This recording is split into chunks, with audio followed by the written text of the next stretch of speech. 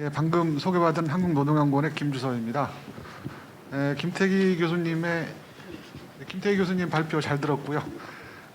뭐 듣던 대로 명불허전의 발표였다고 생각을 합니다.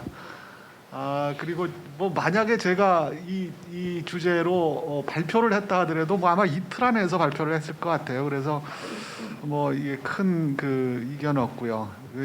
청년 일자리 문제가 사실 우리나라 미래에 대한 문제이기 때문에 다른 어떤 계층에 대한 문제보다도 굉장히 한 문제이겠죠. 이거 우리나라의 미래 지속 가능성의 문제이기 때문에 굉장히 중요한 문제라고 하는 것을 다시 한번 공감하고요. 지금 현재 청년 문제에서의 이제 통계 지표, 일자리 통계 지표는 지금 이게 악화 정도를 나타내는 통계 지표가 지금 아주 차고도 넘칩니다. 이게 뭐 일부를 김태기 교수께서 발표자께서 발표를 해주셨는데요. 뭐 하나 정도만 더 추가를 하자면은 청년 실업률이 2009년하고 2019년하고를 비교해 보니까 OECD 국가 37개국 중에서 악화 정도가 우리나라가 2009년에는 8.9%였는데요. 2019년 와가지고 이게 4.4% 하락, 우리나라 같은 경우에 상승을 하고 있고요. 그리고 평균은 지금 OECD 나라가 오히려 이제 하락을 하고 있는 것이죠. 그래서 2019년까지 봤을 때 우리나라가 37개국 국가 중에서 5위에 해당하는 것으로 이렇게 청년 실업률이 악화된 정도가 말이죠. 이렇게 지금 나타나고 있고요. 이 코로나 이전이니까 이후 코로나 이후를 본다면 청년 실업률이 현재 10% 전후를 왔다 갔다 하고 있고요. 평균 실업률이 2.5배 보이고 있죠. 우리나라 고용 문제, 청년 고용 문제는 이게 단순히 일자리 문제뿐 아니라 임금 문제를 이제 같이 봐야 되는데 우리나라가 발표자께서 말씀하셨지만은 굉장히 강한 연공성을 띠고 있기 때문에 보통 한 1년 직장 1년 차 대비 30년 차 임금이 우리나라는 3배가 넘습니다. 평균 임금이. 근데 이게 숫자가 이제 OECD 주요국 같은 경우에는 한 150%에서 200% 이 정도 사이예요. 1.5에서 2배 사이. 그러니까 우리나라가 연령에 대한 그런 임금 프리미엄이 굉장히 높은 그런 나라고요. 그러니까 지금 같은 상황에서는 고용도 일자리도 잘 잡히질 않고 들어가서도 임금도 중장년층에 비해서 낮고.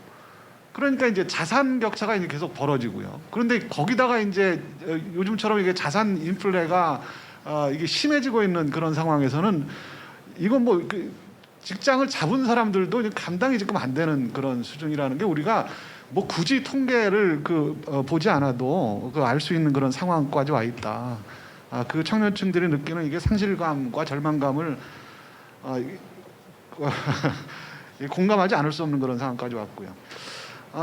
발표자가 말씀하신 여러 가지 문제가 일단 이 청년 문제는 이거는 굉장히 구조적인 문제라고 하는 그런 진단에 대해서 전적으로 공감을 하고요. 뭐 여러 가지를 말씀을 하셨지만 역시 이제 노동시장 구조, 그러니까 노동시장 구조가 지나치게 내부자 중심으로 돼 있고 이중 구조가 지금 심화돼 있고 그리고 이게 너무 딱딱하죠. 경직적이기 때문에 일단 뭐가 역량이 안 되고 그러면은 이게 노동시장에서 퇴장을 하고 새로운 역량 있는 젊은이들이 들어가고 하는 이 순환 구조가 잘 작동하지 않고 그리고 노동시장 유연화 이러면 사실 이거 해고 유연화만 이렇게 생각하기 쉬운데 그것뿐이 아닙니다.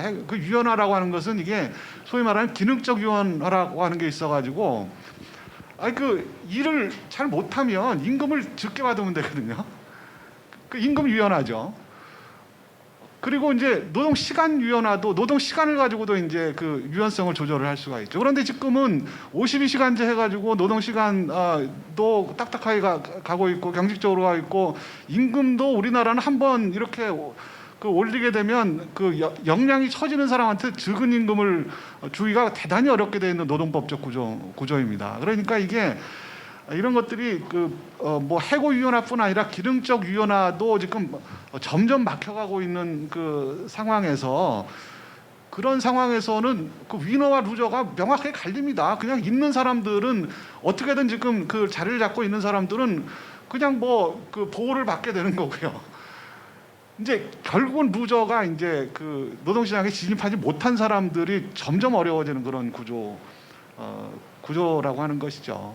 거기다가 이제 이게 교육 문제하고도 계속 이제 연결이 되는 그 문제죠. 이게 대기업 1차 노동시장이 이제 대기업과 공공부문이 상대적으로 이렇게 이제 우월한지를 가지고 있기 때문에, 그리고 그 대기업과 그 공공부문이라고 하는 것은 과거로부터 이제 사람을 뽑으려면은 뭐 알 수 있는 게 이제 학벌밖에 없으니까, 그러니까 뭐 그리고 한번 그렇게 들어가게 되면은 평생을 이제 거기에서 삶을 영위할 수가 있으니까, 그러니까 뭐 좋은 학위를 따는데 목을 맬 수밖에 없는 이런 구조, 이 구조를 바꾸지 않고는 이게 해결하기가 굉장히 어려운 문제라고 하는 것이죠. 그런데 더더군다나 이제 그 심각한 게 이 코로나19로 인해 가지고 우리가 이 4차 산업혁명이 뭐 2016년 이때부터 얘기는 나왔습니다만, 저게 그 우리나라에 본격적으로 도착하려면 한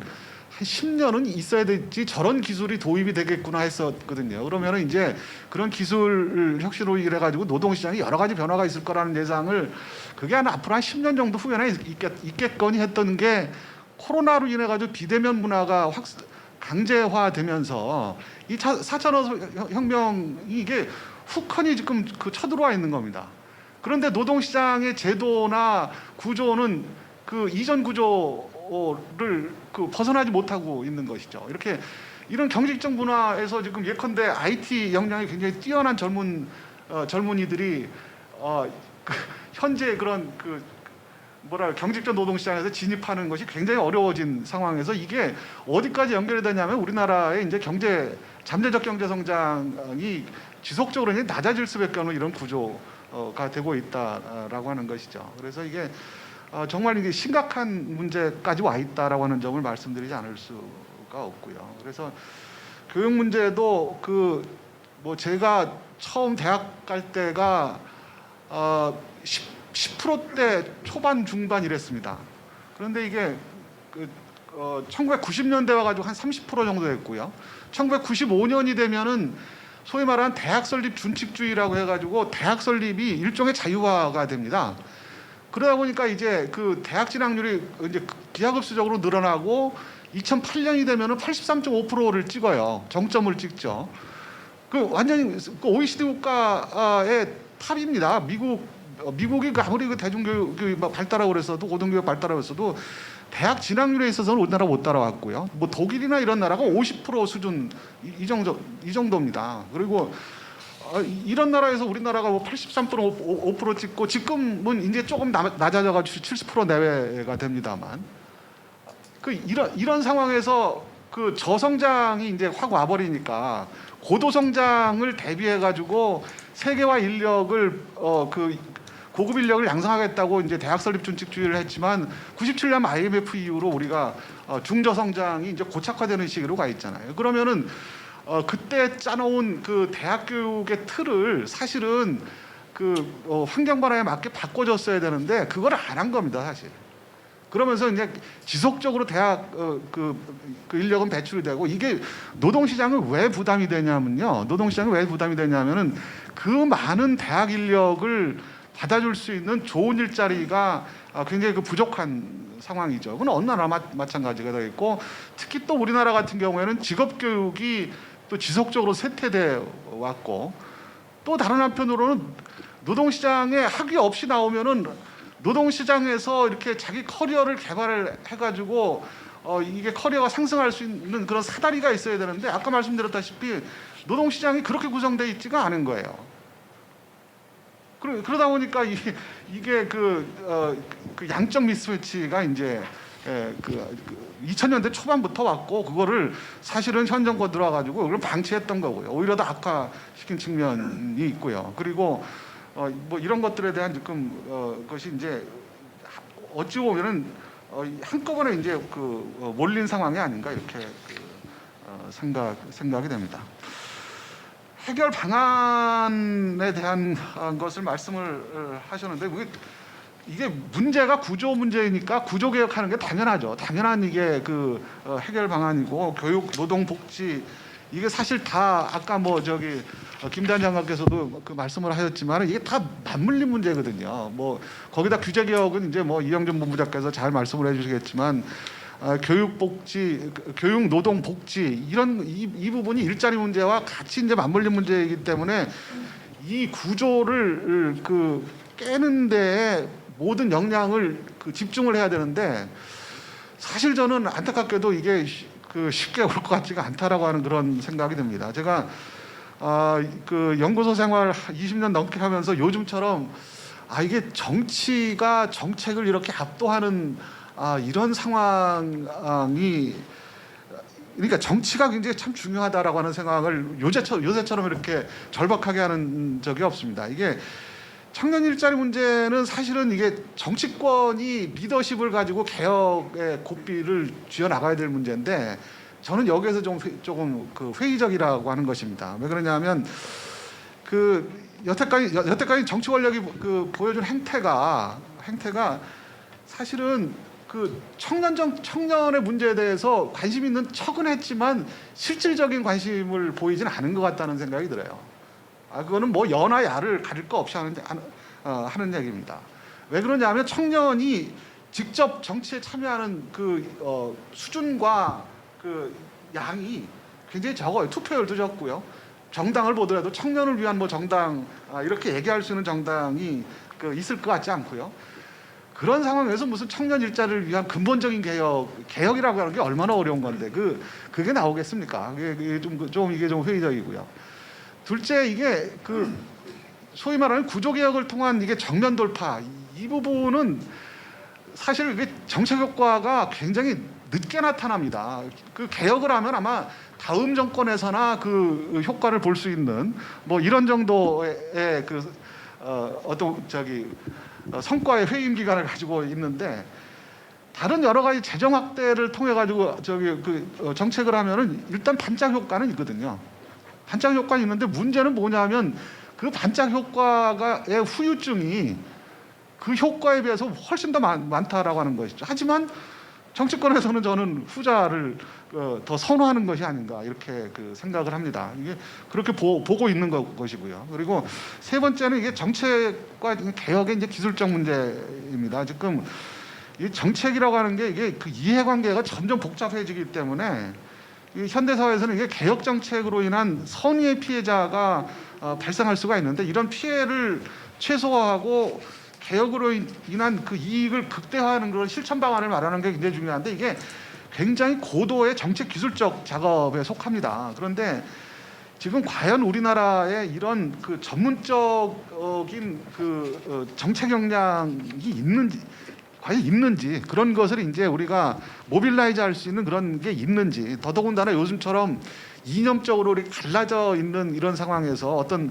특정 정치 세력이 이런 전문 역량을 이게 동원할 수가 있을 것인지 여기에 대해서도 굉장히 참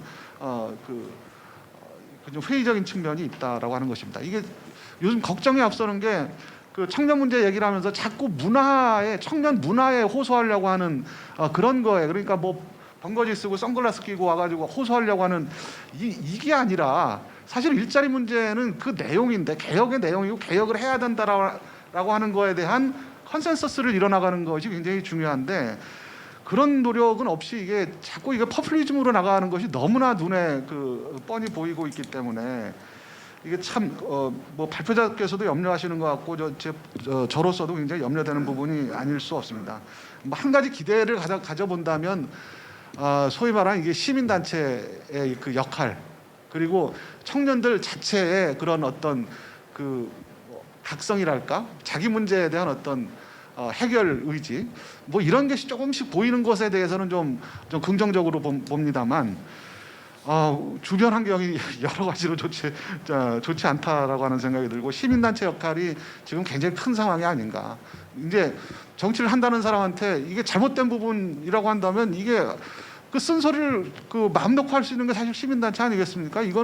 그건 아니다. 그거는 인기 영합적이다라고 하는 얘기 하고요. 그리고 개혁은 어려운 길이기 때문에 그 개혁의 의지를 가지고 하는 사람에 대해서는 그게 당장 그 세상 사람들이 뭐 손가락질을 한다 하더라도 저 방향이 옳다라고 하는 것을 과감하게 얘기해 줄 수 있는 게 시민단체의 역할이 아닌가 이렇게 생각을 하고 거기에 그 큰 기대를 걸어보고자 합니다. 예, 감사합니다.